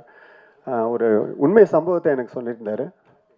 சொல்லும்போது அப்போவே இந்த படத்தை எந்த இடத்துல பண்ண போகிறீங்க அப்படின்னு, எங்கள் ஊர்லேயே தான் சார் பண்ண போகிறேன் அப்படின்னாரு. ரொம்ப சந்தோஷமாக இருந்தது. ஏன்னா நாகரத்னம் சாரை வந்து எனக்கு கிட்டத்தட்ட ஒரு 7-8 வருஷமாக பழக்கம். அப்போவே அவங்க ஊரில் ஒரு நாடக நடிகர் 12 வருஷம். பாருங்கள், நான் கொஞ்சம் கம்மியாக சொல்லிட்டேன். ஏன்னா நான் ஒரு படத்துக்காக அவங்க ஊருக்கு போயிருந்தேன். வேட்டையாடுன்னு ஒரு படம், அதுக்காக போயிருந்தேன். அந்த இடத்துல அவரை சுற்றி அந்த ஊர் மக்கள் அவரை ரொம்ப குழந்தை மாதிரி வச்சுருக்காங்க. எங்கே போனாலும் அவரை நாகரத்னம் பேர் சொன்னாவே என்ன வேணும்னு கேட்குற அளவுக்கு ஓடி வந்தாங்க. அப்போ அது ரொம்ப சந்தோஷமாக இருந்தது. ஏன்னா ஒரு ஊரில் ஒருத்தர் செல்வாக்கோடு வாழுறாரு அப்படின்னா அவருடைய செல்வாக்கை வந்து நம்ம எந்த அளவுக்கு பயன்படுத்தணுமோ அதை பயன்படுத்திட்டு வெளியே வந்துடணும். அவர் பேரை கெடுக்கிற மாதிரி நம்ம எதுவும் பண்ணிடக்கூடாதுன்ற பயம் எங்களுக்கு இருந்தது. அந்த சமயத்தில் அவருக்காக நாங்கள் அந்த ஊரில் போய் ஒர்க் பண்ணிட்டு வந்தோம். அதுக்கப்புறம் இப்போது நாங்கள் வந்து all India film chamber of காமர்ஸ்ன்னு சொல்லிட்டு ஒரு கம்பெனி ஸ்டார்ட் பண்ணியிருக்கோம். அது 9 ஸ்டேட்டில் இங்கேருந்தே நம்ம சென்சார் பண்ணுற அளவுக்கு முயற்சிகள் நடக்குது. ரெண்டாவது மிஸ்டர் வள்ளிநாயகம் சார், ஜட்ஜி வள்ளிநாயகம் சார் தலைமையில் இந்த நிறுவனம் நடந்துகிட்ருக்கு. அதில் பதிவு செய்த முதல் தயாரிப்பாளர்களில் மிஸ்டர் நாகரத்னம் சாரும் ஒருத்தர். இங்கே வந்து நம்மளுக்கு இந்த டைட்டில் பிரச்சனையோ இல்லை தயாரிப்பாளர்கள் பிரச்சனையோ வர்றதுக்கு சான்ஸே இல்லை. எதுவாக இருந்தாலும் கம்பெனி மூலிமா, இது வந்து சென்ட்ரல் போர்டு இன்கார்பரேட் கம்பெனி மூலிமா செய்கிறதுனால இப்போ இவங்க பேசின அத்தனை விஷயங்களும் எனக்கு பதிவாயிருக்கு. இந்த விஷயங்கள் அத்தனையும் நம்ம பேசிட்டு தான் இருக்கிறோம். இந்த எலெக்ஷன் அது இதுன்னு அரசியல் கொஞ்சம் சூழ்நிலைகள் போயிட்டு இருக்கிறதுனால எங்களால் டக்குன்னு உள்ளே போக முடியல. அடுத்து மிஸ்டர் மோகன், நான் ஒரு 40 வருஷமாக இந்த இண்டஸ்ட்ரியில், சினிமாவுக்கு வந்து இண்டஸ்ட்ரியில் இருக்கேன்னா இவரோட நான் ஒரு 30 வருஷமும் ட்ராவல் பண்ணுறேன். இங்கே அவங்க பேசின செருப்பு சம்மந்த விஷயத்தையே நான் வந்து உதயகுமார் சார்கிட்ட, சார் இவன் வந்து செருப்பு போட மாட்டான், அதை பற்றி கொஞ்சம் எடுத்து சொல்லுங்க அப்படின்னு. என்ன விஷயம்னு கேட்டார். சார்கிட்ட சொன்னேன், சார் இந்த மாதிரி ஒரு வைராக்கியத்தோடு உள்ளே வந்திருக்காப்புல, அது நிவர்த்தி செய்கிற வரைக்கும் நான் போட மாட்டேன்னு சொன்னார். ஆனால் அது மாதிரி வாழ்ந்துட்டு இருக்க ஒரு நல்ல இதயம் கொண்ட மோகன். இவர் போய் என்ன பண்ணார், என்னோட உதவியாளராக இருக்கும்போது யூனியனில் போய் கேட்குறாரு, இந்த மாதிரி கார்டு வேணும் அப்படின்னு சொல்லி கேட்டார். நான் லெட்டர் கொடுத்தாச்சேன். அந்த இடத்துக்கு போகிறாரு. அங்கே போனோன்னே அவங்க பல பேர் பல கொஸ்டின் கேட்குறாங்க. அப்போ அவர்கிட்ட சொன்னாங்க, சார் அவருக்கு கொஞ்சம் படிப்புலாம் கம்மியாக இருக்குது, அவர் எப்படி பண்ணுவார் அப்படின்லாம் கேட்டாங்க. நான் சொன்னேன், நீங்கள் அதெல்லாம் கேட்காதீங்க, கேமராவை பற்றியோ லைட்டை பற்றியோ கேளுங்க. எந்த விஷயமா இருந்தாலும் துல்லியமாக சொல்லக்கூடிய ஒரு ஆள் இன்னைக்கு என்சைக்ளோபீடியா வந்து மோகன். எல்லாத்தையுமே நுணுக்கமாக தெரிஞ்சு வச்சுக்கிற ஒரு கலை ஆர்வம் உள்ள ஒரு மனிதன். என்னுடைய உதவியாளராக இருந்து இப்போது இயக்குனராக வந்திருக்காருன்னு நினைக்கும் போது எனக்கு ரொம்ப ரொம்ப சந்தோஷமாக இருக்குது. மேலே மேலே வளர என்னுடைய வாழ்த்துக்கள். மற்றபடி இங்கே இருக்கிற எல்லாருமே வந்து எனக்கு ஜூனியர்ஸ் தான் சொல்லணும். நான் வந்து ஒர்க் பண்ண ஆரம்பித்த காலத்துலேருந்து மற்ற ஃபைட் மாஸ்டராக இருக்கட்டும், நம்ம பாலகுமார் மாஸ்டராக இருக்கட்டும், மற்ற மணிகண்டன் அவரும் என்னுடைய உதவியாளர் அவரும் இருக்கட்டும். பட் எல்லாருமே ஒருத்தர் பேரை சொல்கிறோம் அப்படின்னா அவர் பேரை காப்பாற்றுற மாதிரி அடுத்தடுத்து வேலைகள் நடந்துச்சு அப்படின்னா கண்டிப்பாக அவனுக்கும் பெருமை, வேலை செய்கிறவங்களுக்கும் பெருமை. அந்த சந்தோஷத்தில் இன்னொன்று, இவங்களோட நானும் இன்னைக்கு ஓடிக்கிட்டு இருக்கேன்றது இன்னொரு சந்தோஷமான விஷயமா இருக்கும். Thank you everybody. வள்ளிமலை வேலன் இந்த படத்தில் மேடம் ஏதோ சொல்லிட்டு போனாங்க, நிறையா பேரை சிரிக்க வச்சிருப்பேன்னு சொல்லியிருப்பாங்க. பட் இதில் அது நடந்திருக்கிறதுக்கு வாய்ப்பு இல்லை. ஆமாம், இப்படி இயக்குனர் மோகன் சார் வந்து நான் ஒரு ஸ்டண்ட் நடிகராக ஆரம்பித்து ஒரு 2வது படமோ 3வது படத்தில் இருந்தோ அவருடைய நண்பராக இருக்கார். நான் ஒரு ஸ்டண்ட் நடிகராக இருந்து அவரை பார்த்துக்கிட்டு இருக்கேன். ப்ளஸ் ஹீரோ, ப்ரொடியூசர், ஹீரோ அவரையும் ஒரு 10 வருஷமாக எனக்கு தெரியும். பட் இந்த படத்தினுடைய டைட்டிலில் அந்த வள்ளி அப்படிங்கிற பேரோட நான் அவங்க ஜாயின் பண்ணியிருக்கேன், அவர் தான் சொல்லலாம். இந்த படத்தில் நான் என்ன கேரக்டரில் நடிச்சிருக்கேன்னு இயக்குனர் தான் சொல்லணும். ஏன்னா அவர் 250-300 படம் நடிச்சிருந்தாலும் கூட சில படத்தில் ஆசைகள் நிறைவேறும், சில படத்தில் தேவைகள் நிறைவேறும். ஒரு கண்டெம்ட்டுக்காக சொல்ல, வடிவில் நான் கூட நடிக்கும் போதெல்லாம் வந்து கூப்பிட்டு சொல்லுவார், டேய் இந்த படத்தில் ஒரே ஒரு சீன் இருக்குது அது பண்ணுறியா, இல்லை ஒரு 10 நாள் ஒர்க் இருக்குது அது பண்ணுறியான்னு கேட்பார். ஒரு சீன் நடிச்சினா நீயா நானானு ஈக்குவலாக இருக்கும், ஆனால் சம்பளம் ஒரு நாள் சம்பளம் தான் வரும். 10 நாள் நடிச்சினா நல்ல சம்பளம் கிடைக்கும், ஆனால் அண்ணே வாங்கண்ணே போங்கண்ணே கூட வரும் போகும், அது கண்டெம்ட் பெருசாக இருக்காது. நீ எதை எடுத்துக்கிறியோ அதை நீயே எடுத்துக்கோ அப்படிம்பாரு. அதனால் என்னுடைய ஆசைகள் மட்டும்தான் எடுத்துக்குவேன், தேவைகளை எடுத்துக்கல. அதனால தான் நான் நிறையா சம்பாதிக்க முடியல. அதனால தான் இன்றைக்கி நான் 25 வருஷம் தாண்டி ஓடிக்கிட்டு இருக்கேன். நான் தேவைகளை எடுத்திருந்தேன் அப்படின்னா நான் ஏதோ வீடு வாசல் வாங்கி செட்டில் ஆகியிருப்பேன். பட் இன்றைக்கி என்னுடைய ஆசைகள் மட்டும் எடுத்ததுனால இன்றைக்கும் இளம் கலைஞர்களோடு நான் ஓடிக்கிட்டு இருக்கான ஒரு நல்ல ஒரு வாய்ப்பாக கிடச்சிருக்கு. அதனால் இந்த படத்தினுடைய யூனிட்டை பற்றி சொல்லணும்னா ரொம்ப அருமையான யூனிட்டு, திட்டமிட்டு செயல்படக்கூடிய ஒரு நல்ல யூனிட். ஏன்னா இன்றைக்கி இத்தனை சீன் எடுக்க போகிறோம் அப்படின்னா அதை கரெக்டாக பிளான் பண்ணி, அது அனுபவம், அவருடைய அனுபவம், அது மோகன் சாராக இருக்கட்டும், அவருடைய இந்த படத்துடைய கேமராமேன் மணிகண்டன் சாராக இருக்கட்டும்.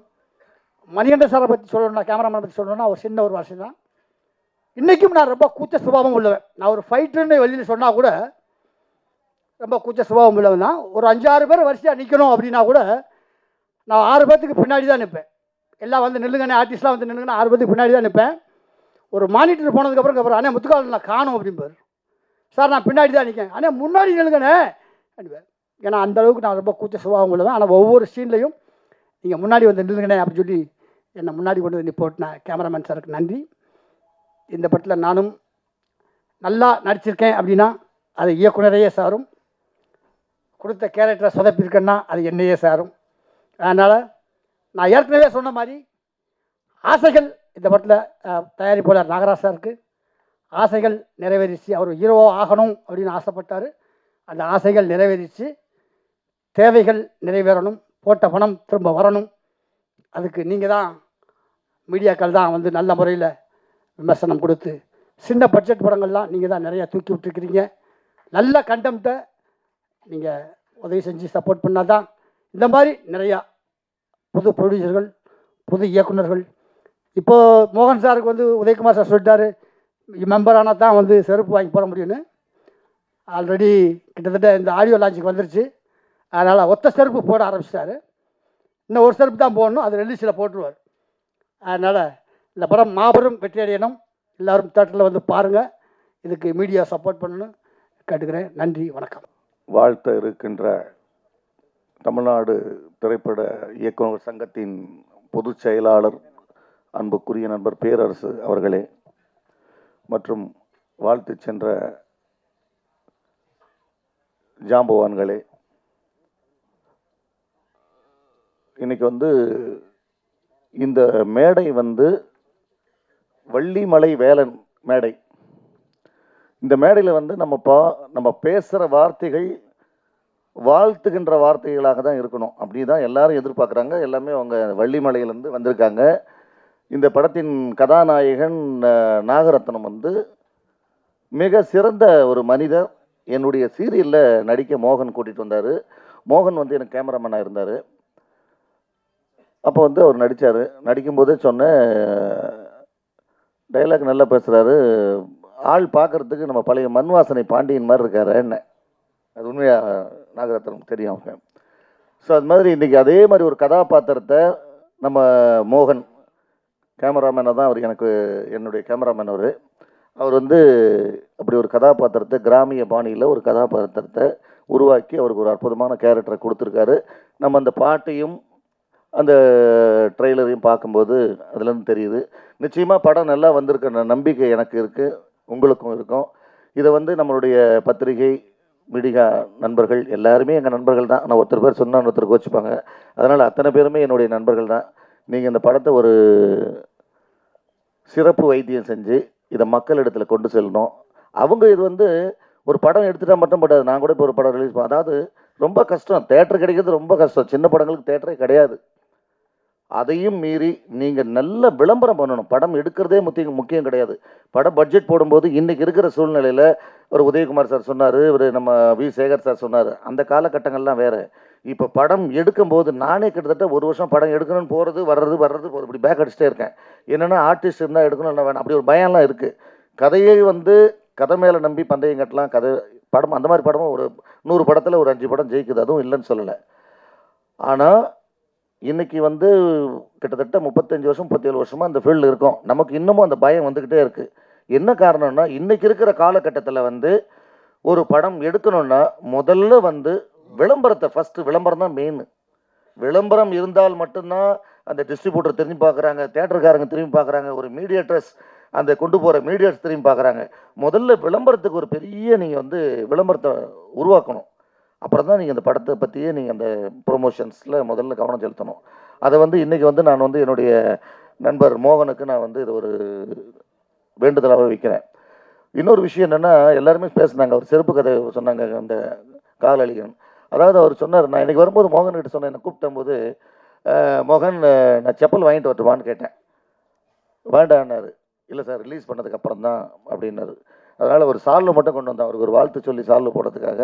அதே மாதிரி நம்ம கதாநாயகன் நாகரத்னம் நல்ல ஒரு சிறந்த அவரும் வந்து ஒரு ஊராட்சி மன்ற தலைவராக இருந்து இன்றைக்கி வந்து சிறப்பான ஒரு மக்களுக்கு நலத்திட்டங்களையும் நல்லதையும் ஒரு சிறப்பான ஒரு அரசியல்வாதியாக இருந்து அவர் செஞ்சுக்கிட்டு இருக்காரு ஒரு பக்கத்தில். இப்போ அவர் சினிமாவுக்குள்ளே வந்துட்டுருக்காரு. ஒரு அரசியல்வாதி சினிமாவுக்குள்ளே வந்திருக்காரு. இப்போ எங்கள் அண்ணன் உதயகுமார் அண்ணன் சொல்லிட்டு போட்டார், ஒரே வார்த்தை டப்புக்கு எங்களெல்லாம் மேடையில் வச்சுட்டு, அரசியல்வாதிங்க ஏன் சினிமாக்குள்ளே வர்றாங்கன்ட்டார். சினிமாக்காரங்க அரசியல்வாதியாக போகும்போது ஏன் வந்துட்டு நீங்கள் அரசியல்வாதிங்க சினிமாக்குள்ளே வரக்கூடாது? இது அந்த மேடையா? அது அரசியலில் இருக்கிறவங்க சினிமாவுக்கு வரக்கூடாத? ஒரு கோவை தம்பி அண்ணன் ஃபஸ்ட்டு படம் என்ன படம் சார்? ஃபஸ்ட்டு படம் பயணங்கள் முடிவதில்லை. ஆர் சுந்தர்ராஜ் என்ற ஒரு டைரக்டரை உருவாக்குனது யாருன்னா ஒரு அரசியல்வாதி சார். அன்னைக்கு கோவை தம்பி, அவர் பேர் கோவிந்தசாமி, அதிமுகவில் எம்ஜிஆர் அமைச்சரவையில் மந்திரி ஆக்கிறதுக்காக இருந்தவர். ஒரு எம்எல்ஏ, கோவை மாவட்டத்தில் பிறந்து வளர்ந்தவர். அவர் ஒரு எம்எல்ஏ. அவரை வந்து எம்எல்ஏவாக இருக்கும்போது டைரக்டர் ஆர் சுந்தரராஜன் சார் போய் அப்ரோச் பண்ணி, அண்ணா நீங்கள் ஒரு படம் எடுக்கணுன்னு அப்படின்னு கதையை சொல்கிறாரு. ஒரு அரசியல்வாதி சினிமாவில் வர்றாரு, ஒரு பெரிய ஆர் சுந்தரராஜ் என்ற ஒரு டைரக்டரை உருவாக்குறாரு. அந்த மாதிரி பல படங்கள் எடுத்தினார். மணிரத்னத்தை கூட மணிரத்னம் சார் ஒரு படம் பண்ணார், இதய கோயில்னு. அவர் தான் ப்ரொடியூசர். அரசியல்வாதி சினிமாவுக்கு இல்லைன்னா உடனே சினிமாக்காரன் வந்துட்டு இது என்ன கதை? இது யாரையும் கெடுக்க முடியாது சார். அரசியல் சினிமாவை கெடுக்க முடியாது, சினிமா அரசியலை கெடுக்க முடியாது. அவர் இருந்தால் இன்னும் கொஞ்சம் வேகமாக பேசியிருப்போம். அவர் போயிட்டார், ஆனால் செய்தி அவருக்கு போகும். இது யாரையும் குறி வச்செல்லாம் பேசக்கூடாது, தப்பு. அது அரசியல்வாதிகள் வந்து சினிமாவுக்குள்ளே ஏன் வர்றாங்க? என்ன கேட்டு போட்டாங்களா உங்களுக்கு? சார், நம்ம நல்ல படம் எடுத்து அந்த தேட்டரில் எட்டுனு அதை அழகாக கொண்டு போனோம்னா மக்கள் தானாக உள்ளே வருவாங்க. இன்றைக்கி என்ன நிலைமைன்னா, நம்மளுக்கு டிக்கெட் எடுத்து கொடுக்கணும். தேட்டருக்காரன் எப்படி கொடுக்குறாங்க? படம் எடுத்த உடனே வந்துட்டு தேட்டர் வாடகை 2 டேர்ம்ஸ் போடுறாங்க. ஒன்று, தேட்டர் மேனேஜர்கள் கவர் வாங்கிட்டு படத்தை போடுறாங்க, ஒரு கண்டிஷன் போடுறாங்க, ஒரு நாளைக்கு நீங்கள் 40 டிக்கெட் எடுக்கணும். அந்த ப்ரொடியூசர் ஒரு வாரத்துக்கு டிக்கெட் நீங்கள் எடுக்கணும். அதுக்கு மேலே ஆடியன்ஸ் வந்தால் அந்த பணம் வந்து ஷேர் வரும் உங்களுக்கு. 70-40 தேட்டருக்காரங்களுக்கு 70 போகும், நம்ம படம் ப்ரொடியூசருக்கு 30% வரும். அதுக்கப்புறம் எல்லா டேக்ஸஸ் எல்லாம் போக வரும். ஆனால் அவங்க சொல்கிற ஒரே கண்டிஷன்ஸ், நீங்கள் டெய்லி டிக்கெட் எடுக்கணும். இன்னொன்று வாடகை. ஒரு வாரத்துக்கு வாடகை கொடுத்துருங்க, ஒரு ஷோ கொடுக்குறேன், அந்த வாடகை. அதுக்கப்புறம் உள்ளுக்குள்ள ஒரு கண்டிஷன். என்ன கண்டிஷன் போடுறாங்க? சார், நீங்கள் டிக்கெட் எடுத்துட்டால் மட்டும் பத்தாது, உள்ள ஆடியன்ஸையும் நீங்களே கொண்டு வரணுன்றாங்க. இது எல்லாம் தாண்டி ஒரு படம் ஜெயிக்குதுன்னா அந்த படம் ஒரு சிறந்த படமாக, சிறந்த கதையுள்ள படமாக இருந்தால் மட்டுமே அந்த படம் ஜெயிக்கும். அந்த வகையில் உங்கள் அனைவருடைய ஆசீர்வாதத்தோட இந்த படம் நிச்சயமாக நல்ல அருமையான தேட்டர்களுக்கு கிடச்சி இந்த படம் வந்து நல்ல ஒரு கருத்துள்ள படமாக மக்கள் ஏற்றுக்கிட்டு வியாபார ரீதியாக இந்த படம் வெற்றி கொடுத்து, இந்த படம் ரிலீஸ் ஆகிற அன்னைக்கு எங்கள் மோகனுக்கு வந்து நான் தான் செப்பல் வாங்கி கொடுக்க போகிறேன். அதே மாதிரி இந்த படத்தின் கதாநாயகன் தயாரிப்பாளர்களுக்கும் என்னுடைய வாழ்த்துக்கள். நம்ம வள்ளிமலையிலேருந்து அந்த ஊரில் மக்கள் எல்லாருமே வந்திருக்கீங்க. சென்னை சினிமா உங்களை அன்போடு வரவேற்கிறது. நன்றி. எம்என்ஆர் பிக்சர்ஸ் வழங்கும் வள்ளிமலை வேலன் பாடல் வெளியீட்டு விழா, ட்ரெய்லர் வெளியீட்டு விழாவுக்கு வந்திருக்கும் அனைத்து நல் உள்ளங்களுக்கும், முக்கியமாக பத்திரிகை நண்பர்கள், பாசத்திற்குரிய அனைவருக்கும் என் நன்றி, வணக்கம். எனக்கு வாய்ப்பளித்த இயக்குனர் திரு எஸ் மோகன் அவர்களுக்கு நன்றி. தயாரிப்பாளர் வெள்ளி விழா காண இருக்கும் வள்ளிமலை வேலன் அவர்களுக்கு என் வணக்கம். மற்றும் இசையமைப்பாளர் ஆல்ரின் அவர்களுக்கு எனது நன்றி. இந்த பாடலை மிகவும் அருமையாக பாடிய நண்பர் திரு பவன் அவர்களுக்கு நன்றி. திரு காயத்ரி அவர்களுக்கு நன்றி. ஐயா திரு சுரேந்திரன் அவர்களுக்கு நன்றி. ரொம்ப அற்புதமான இந்த பாடல், 2 பாடல்கள் எழுதியிருக்கிறேன். முக்கியமாக இந்த பாடல்களை வெற்றி பெற வேண்டுமென்று, படம் வெற்றி பெற வேண்டுமென்று நினைத்தால் பத்திரிகை நண்பர்கள், ஊடக நண்பர்கள் உங்கள் கையில் தான் இருக்கிறது. உங்கள் உள்ளத்திலே இதை ஏற்று ஒளியாக அனைத்து கடைகோடி மனிதனுக்கும் சென்று இதை காண்பதற்கு உங்களால் மட்டும்தான் முடியும். கண்டிப்பாக இதை செய்வீர்கள். இதை வாய்ப்பை நல்கிய இயக்குநர்கள், படக்குழுவினர்கள் அனைவருக்கும் மனமார்ந்த நன்றியை தெரிவித்துக் கொள்கிறேன். முக்கியமாக நண்பர் எடிட்டர் நாகராஜ் அவர்கள் ரொம்ப அருமையாக எனக்கு இந்த பாடல் எடிட் பண்ணியிருக்காப்புல, ரொம்ப நல்லா இருக்குது. ஐயா திரு மணிகண்டன் அவர்கள் என்ன நினைத்து இந்த பாடலை எழுதினோ அதை அப்படியே காட்சி அமைச்சிருக்காப்புல, ரொம்ப சிறப்பான ஒளிப்பதிவு. இங்கு வந்து வாழ்த்து சென்ற ஐயா திரு ஆர்வி உதயகுமார், வாழ்த்து காத்திருக்கும் ஐயா திரு பேரரசு அவர்களுக்கு மனமார்ந்த நன்றி. எங்கள் படம் வெற்றி பெற வந்திருந்து வாழ்த்திய, அழைப்பின் பேர் வந்த அனைவருக்கும் மனமார்ந்த நன்றியை தெரிவித்துக் கொள்கு வாய்ப்புக்கு நன்றி பாராட்டி விடைபெறுகிறேன். நன்றி, வணக்கம். வணக்கத்தை கூறி என்னோட உரையை வந்து நான் ஸ்டார்ட் பண்ணிக்கிறேன். உங்களுக்குலாம் ஓகேனா நான் கொஞ்ச நேரம் பேசிக்கலாமா சார்? ஏன்னா இது எனக்கு கிடைத்த வந்து ஃபஸ்ட்டு வாய்ப்பு. ஸோ அதை தவறி விட்டுட்டு நான் பேசாமல் அங்கே போய் உட்காந்துட்டு வந்து ஃபீல் பண்ணிகிட்டு இருந்தேன். எந்த ப்ரோஜனமே கிடையாது. அதனால் இந்த மேடையை வந்து நான் வந்து பயன்படுத்திக்கணும் அப்படின்னு நினச்சிக்கிறேன். நான் இலக்கியா, காவேரி பாய்ந்தோடும் மண்ணில் பிறந்து திருச்சியில் பிறந்து சென்னையில் வளர்ந்து இப்போ இந்த பிரசாத் ஸ்டூடியோவில் என்னோட டெபியூட் மூவி அஸ் அ ஹீரோயினாக நான் வந்து இங்கே நிற்கிறேன். அதுக்கு வந்து ஃபஸ்ட்டு ரொம்ப பெரிய தேங்க்ஸ் சொல்லிக்கிறேன்.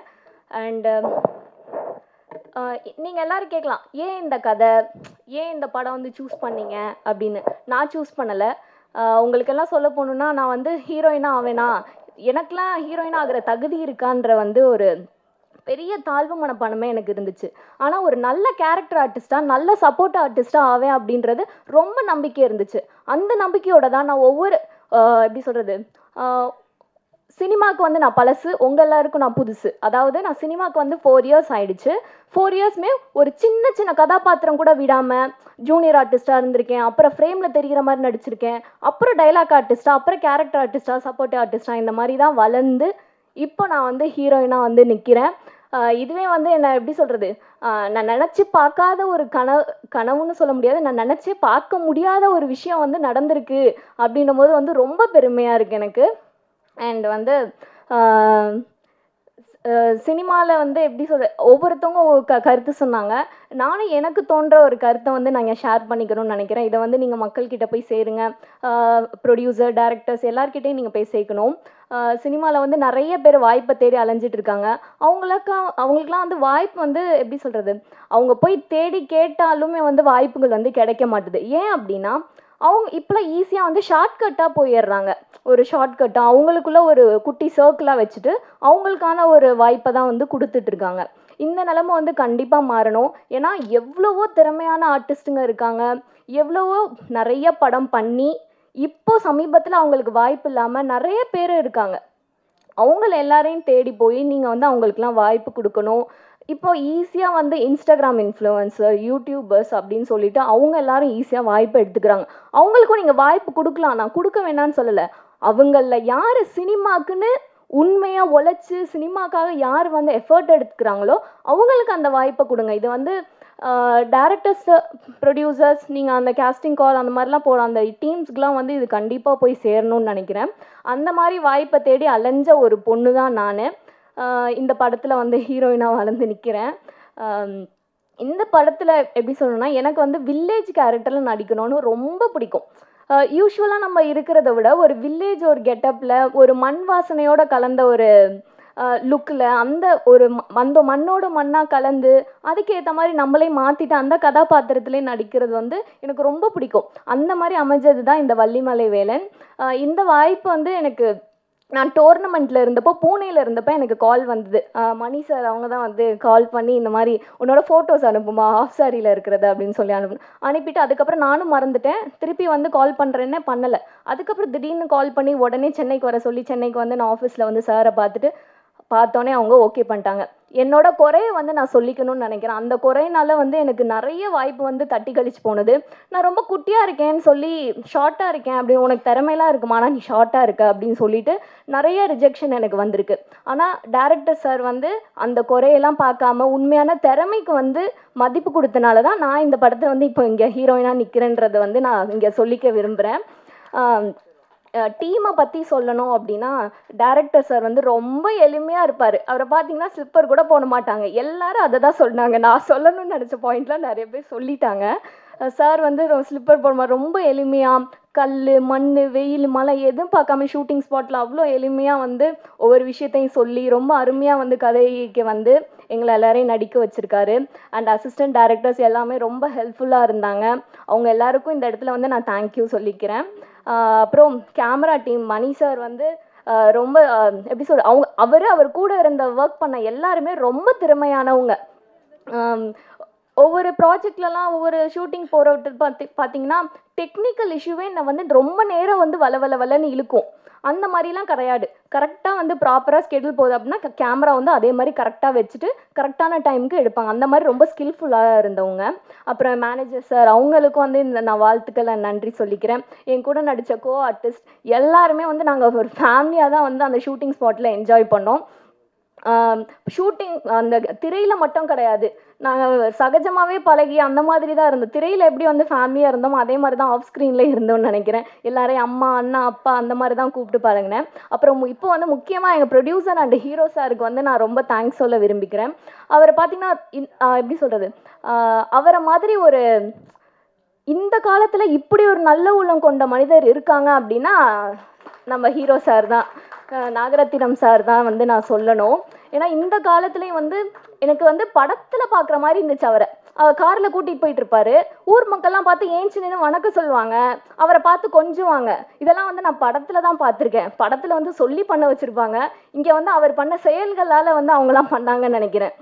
ஒரு தலைவனுக்கு வந்து ஒரு மக்கள் கொடுக்குற மரியாதை வந்து ஒன்று வந்து பயத்தினால இருக்கும், இன்னொன்று வந்து மரியாதைனால பாசத்தினால இருக்கும். அவங்க கொடுத்தது வந்து மரியாதையிலையும் பாசத்தினாலையும் வந்து நினைக்கிறேன். ஏன்னா அந்தளவுக்கு வந்து அவர் ஊர் மக்களுக்கு அவர் செஞ்சுருக்காரு. அவர் கூட நடித்தது வந்து எனக்கு ரொம்ப சந்தோஷமாக இருக்குது. அவர் கதையில் இந்த திறமையான டீம் கூட நான் ஒர்க் பண்ணதுக்கு வந்து நான் ரொம்ப சந்தோஷப்பட்டுக்கிறேன்.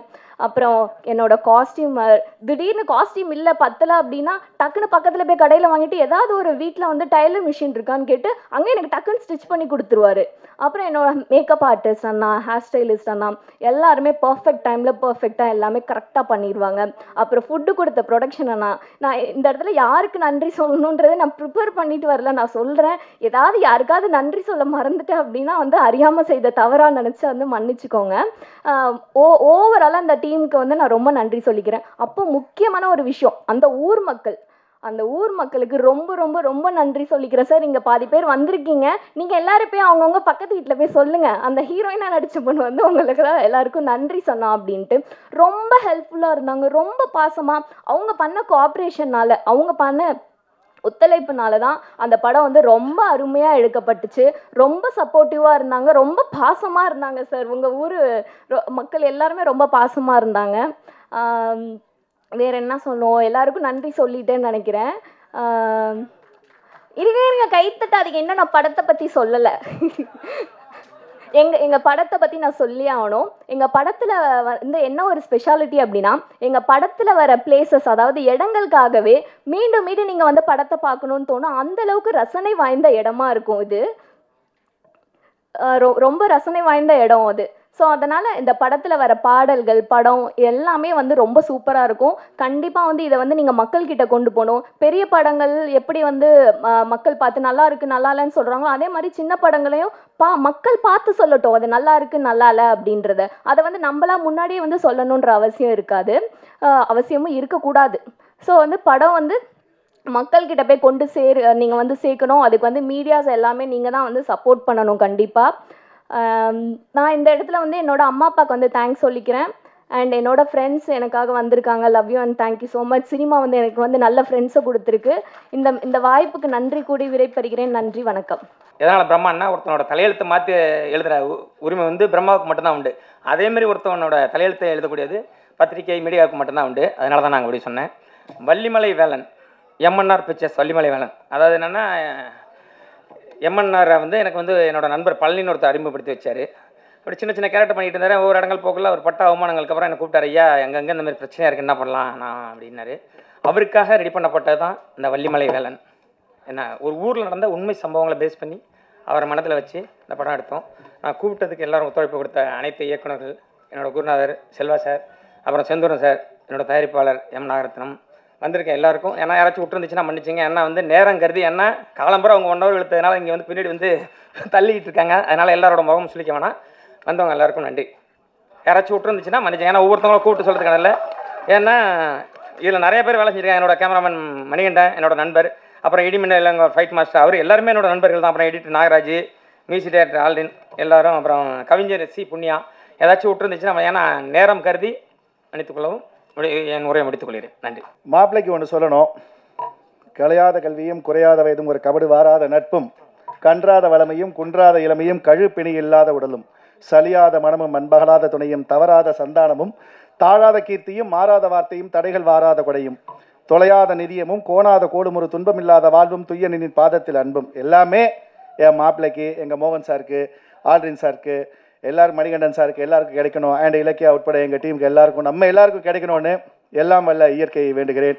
அண்டு இதில் முக்கியமான விஷயம் என்னென்னா, நீங்கள் தான் எப்படி கேசட் விளையாட்டு விழானா வந்து ஒரு இசையமைப்பாளர் ஹீரோவோ, எந்த விழானாலும் என் அருமை பத்திரிகை நண்பர்கள் தான் ஹீரோ. ஏன்னா வந்து ஒரு நல்ல விஷயத்த நல்ல விதமாக கொண்டு போய் சேர்க்கறதும் சரி, தப்பாக கொண்டு போய் சேர்க்கறதும் சரி உங்கள் கையில் தான் இருக்குது. அதனால் நல்ல எங்களுக்கு நிறைய ப்ரொமோஷன் கொடுங்க, மக்கள்கிட்ட எங்களை கொண்டு போய் நல்லபடியாக சேருங்க, எங்கள் சக்ஸஸ்க்கு ஹெல்ப் பண்ணுங்கள். Thank you very much. தேங்க்யூ.